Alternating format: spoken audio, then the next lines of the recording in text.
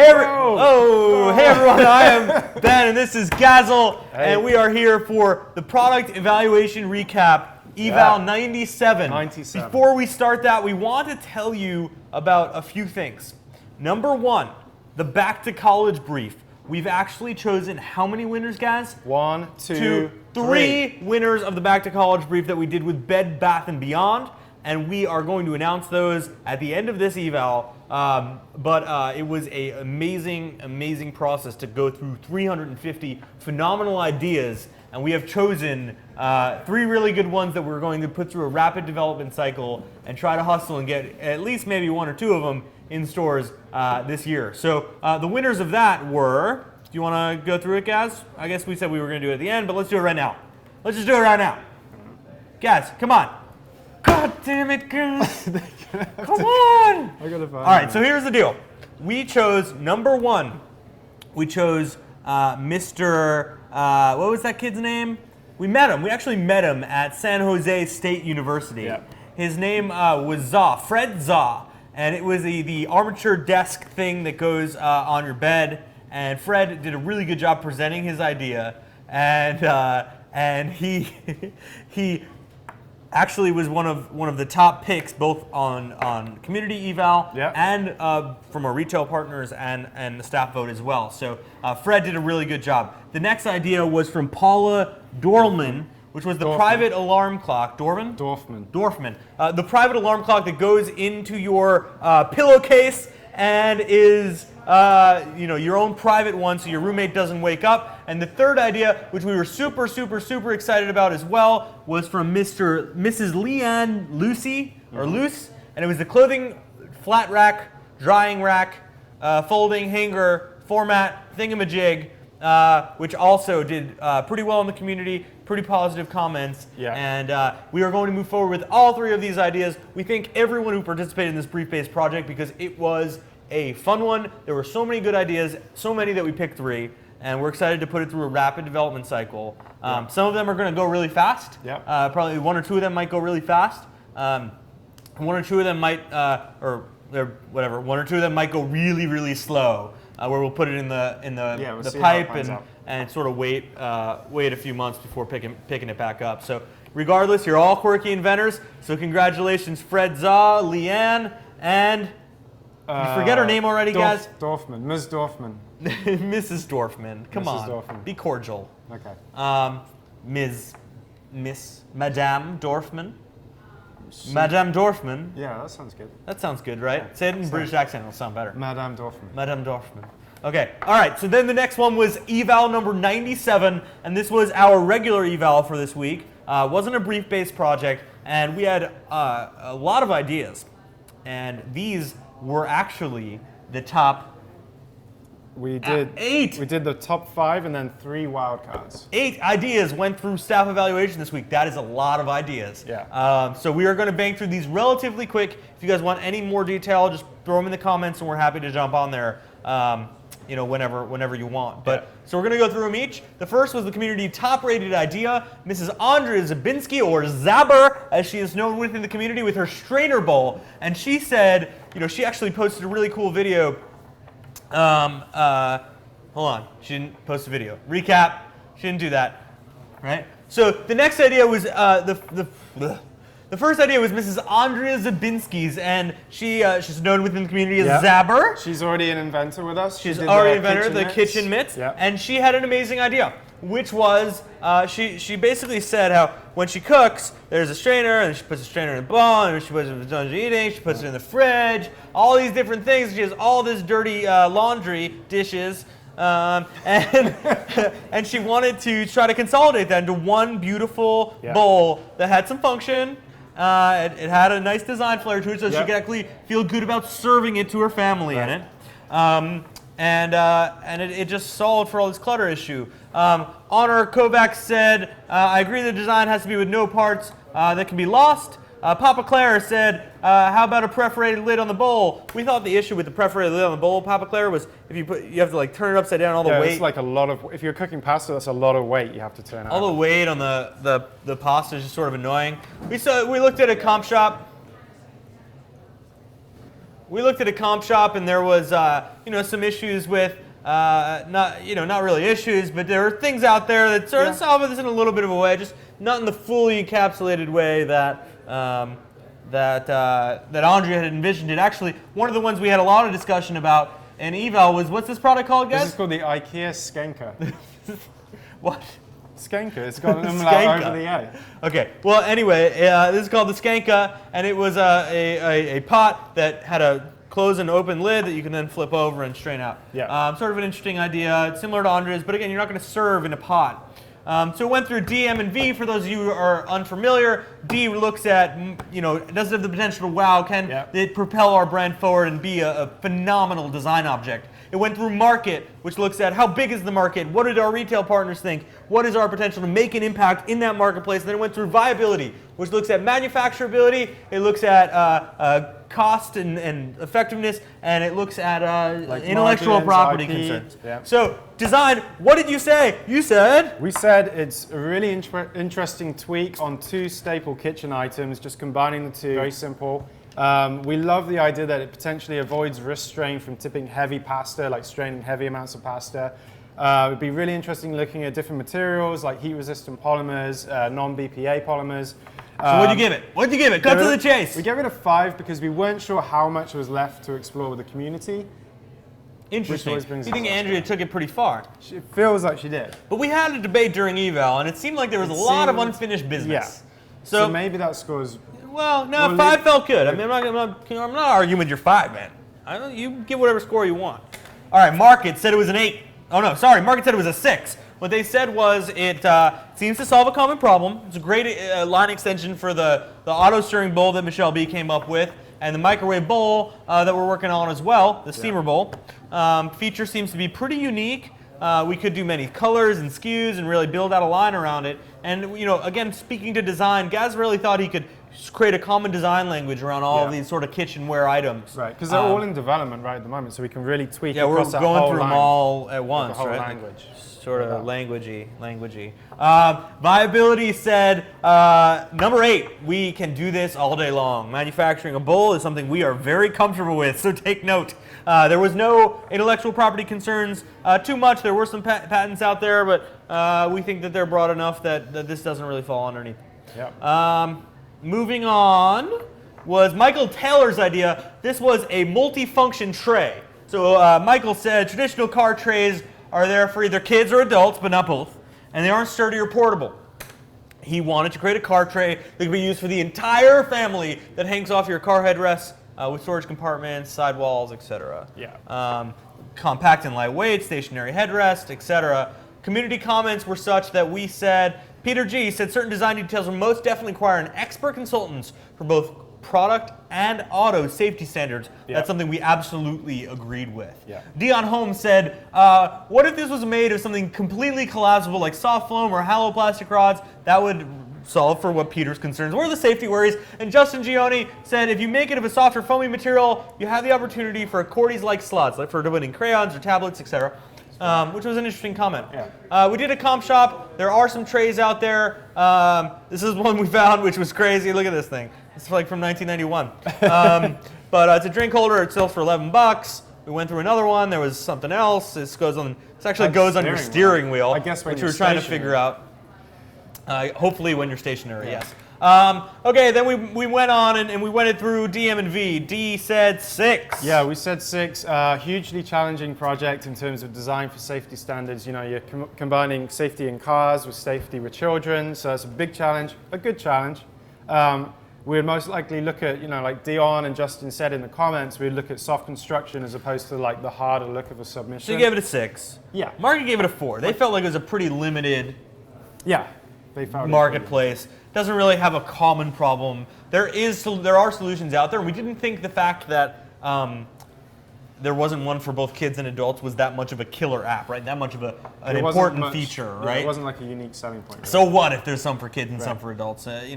Usually when you're buying these things, you have a specific use in mind. Yeah, as an adult, I don't have crayons that I need to put in my little car holder. So that's not actually true. Yeah. If anyone has crayons, guys, it's you and your entire freaking team. I know. Okay, viability gave it a 4. Why? Because of what Peter G said.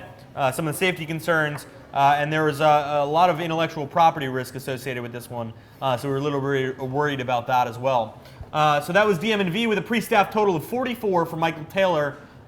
We went on to the next idea, and this was Jeff Tromp's iPad stand. Problem is, most iPad stands Lack both lack beauty and function. That's again, There's when your problem is something's not pretty enough, we take a step back because that's not necessarily a right. high. That's a anyway. We're like a solution-based company. So. The solution that he had was to make his iPad look like it was from 2004. Yeah. Right. Which made it look like an old flower pot iMac. Right. What'd you say?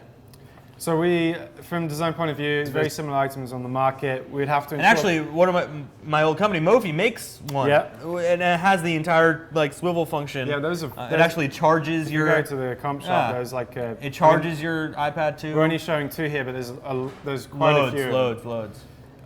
So yeah, from a design point of view, very similar items on the market. We'd have to ensure it works with all types of tablets because eventually the iPad will be no more. There'll be some other tablets. So that sort of spanned D, M, and V, where D didn't want to start development on an iPad case when the iPad's probably going to be in a different style once the product comes out. Market didn't want to start selling an iPad case this late, or iPad stand this late in the game, and Viability also didn't want to start ordering inventory of a product that we don't know what the next iPad's going to look like. And that's reflected in the scores, like 3 for design, 4 for market, 5 for viability. And 3, 4, and 5 design, market, and viability respectively. Yeah. Few points. 1, this exists already. 2, we're a little late to the game, and 3, we just weren't excited about it.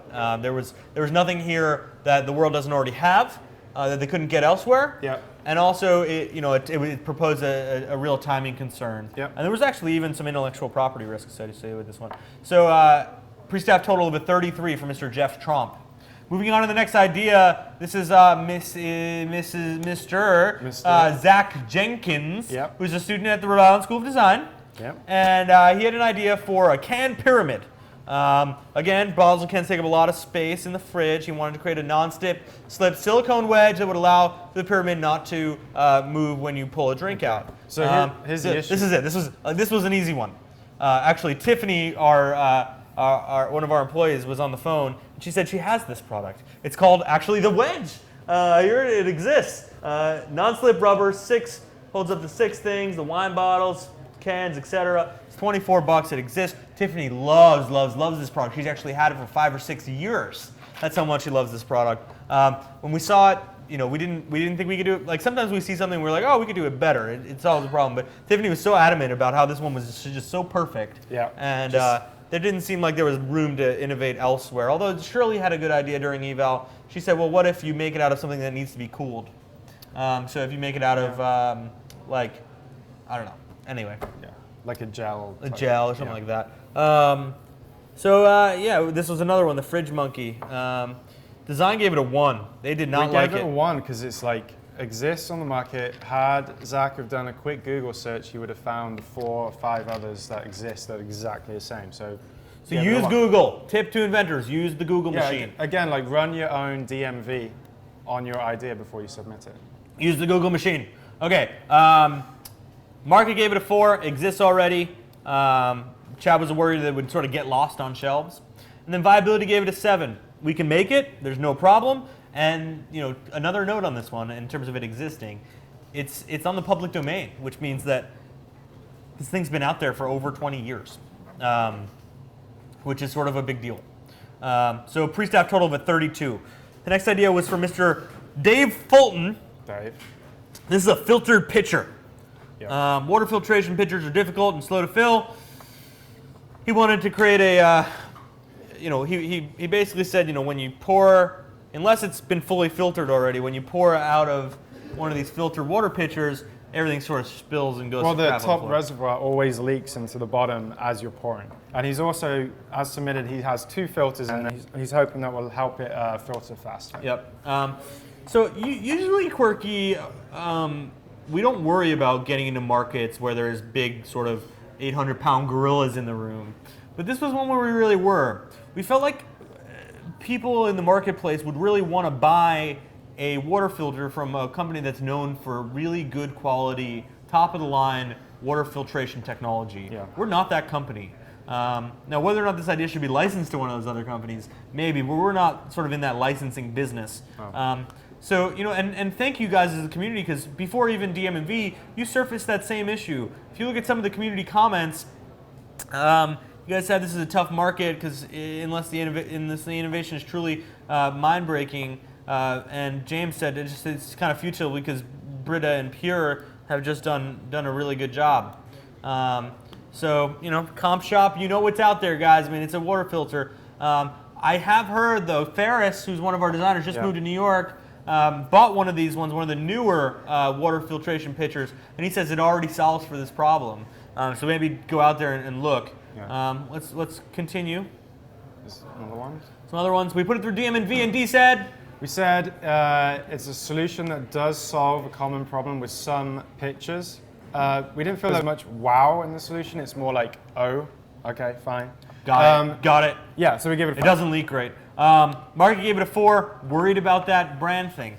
We don't usually say that because we're kind of cocky and think we could break into any market. Yeah, but for this one, we were worried. Viability, gave it a 3. Same things. Patent landscape is complex to get it out there. We don't necessarily have factories and quality standards as it relates to water filtration to really excel in that marketplace. So pre-staff total of a 30 for Mr. Dave Fulton. Next one was Vanity Station. This is our first wild card for this week. It was a resubmission. It's been submitted in various rounds. It was the subject of a lot of debate during this product evaluation from Mr. John Corral. And John said mirror space is limited in a bathroom, and he basically said, when women do their makeup or guys are shaving or whatever, they don't necessarily need to be by a sink. Right. So maybe move this, put it on top of a door, blah, blah, blah, blah, blah. So that was his solution, sort of an over-the-door hanging station for product. The design editorial was as follows. Yeah, and we feel this is like a good space-saving problem solver. It's really great for if you have multiple people trying to use one bathroom. So it's good for back to college, good for first apartments where you're sharing space with other people. Yeah, we thought back to college first apartments was a pretty key piece in the marketplace, and our retail partners agreed. Yeah. Justin Lawrence said, I can see my wife walking into the door with one right now. Aaron said that the thing you make sure is out there hung easily and that your doors could still close. And David said people keep skewing this as female, but he would use one. So go David Quirk, man. Way to step up to the plate. Yeah. This is some of the stuff out there. This one's actually sold on HSN. It's $140, but it's for jewelry over the door. Next one was the No Name.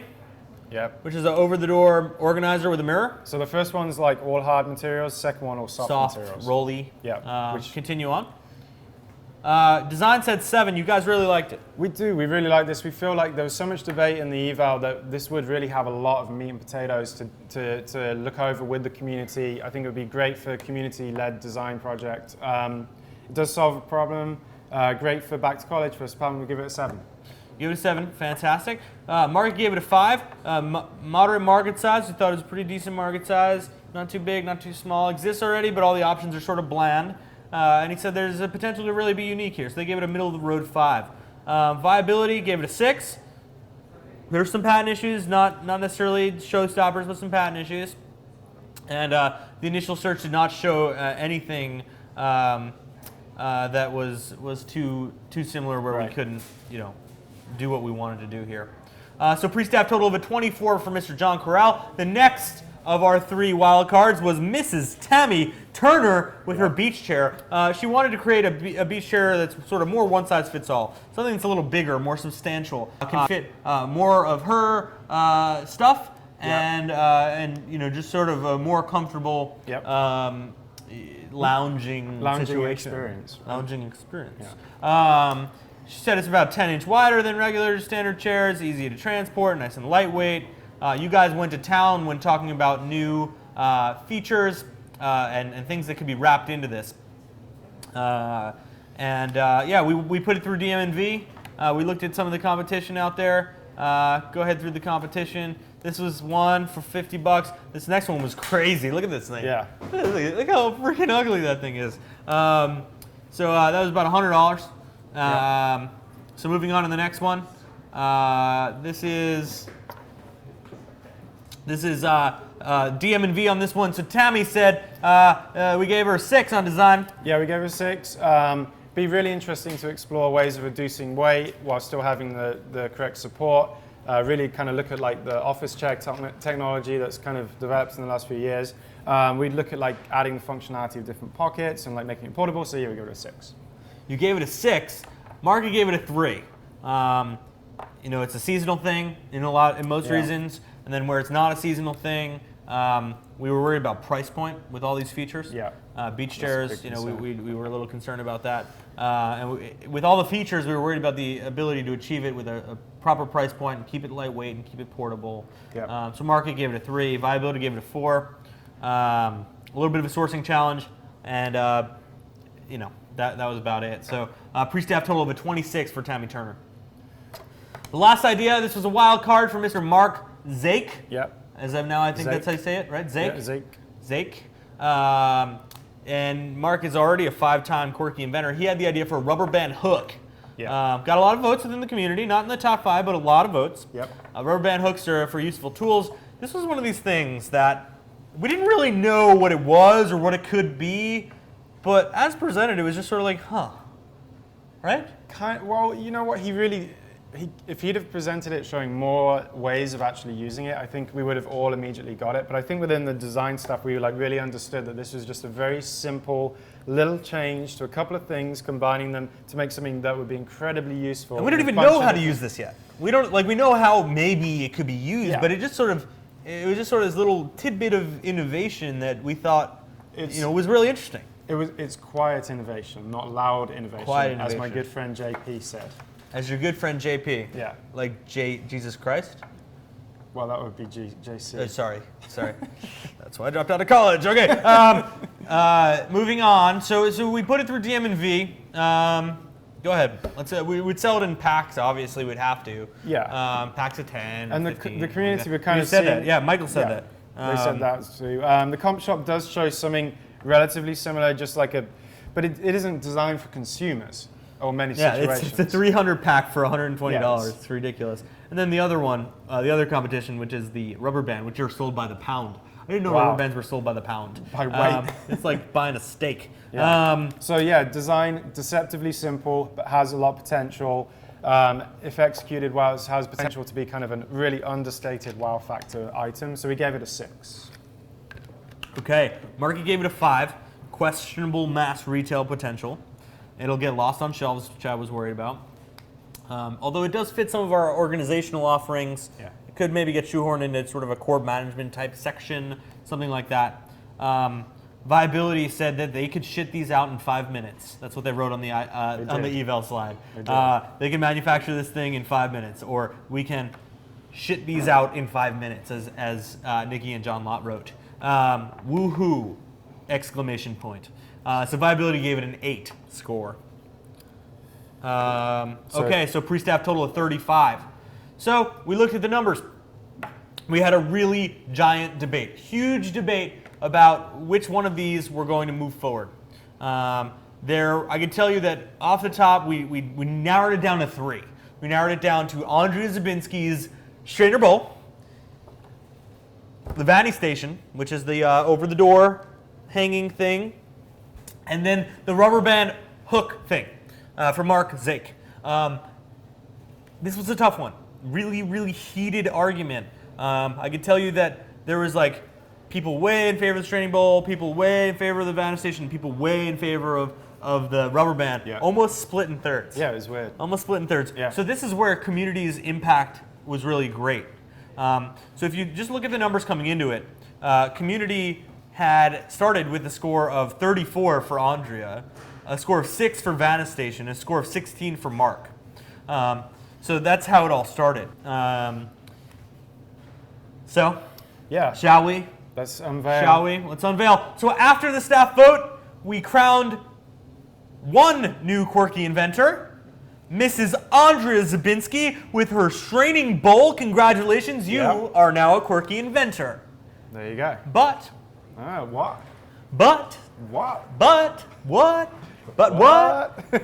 But we had this discussion, and the discussion was about why not pick the rubber band hook and play with it. Yeah. Because if we could shit it out in 5 minutes, what's the risk? There's no risk. It's a relatively quick project for the community. We'll probably bang it out in 2 or 3 days. Yeah. There won't be that many community projects. There won't be many design time. You think you're going to literally spend 2.5 hours? I think it will be a pet project for QDS. So it'll we'll be just really simple. You just do it real quick, print it out on birthday, test a bunch of different things. And if it goes to pre-sale and no one wants it, then we'll know that we shouldn't do it. We shouldn't do it. So this was one of these things where we know we can design it with just a couple hours of work, put it out there, and see whether or not you guys like it. Yeah. So we actually chose 2 winners. We made Mark Zek a 6-time quirky inventor, which, again, he maintains his spot as one of the most successful inventors on Quirky ever. Yeah. Okay, ever.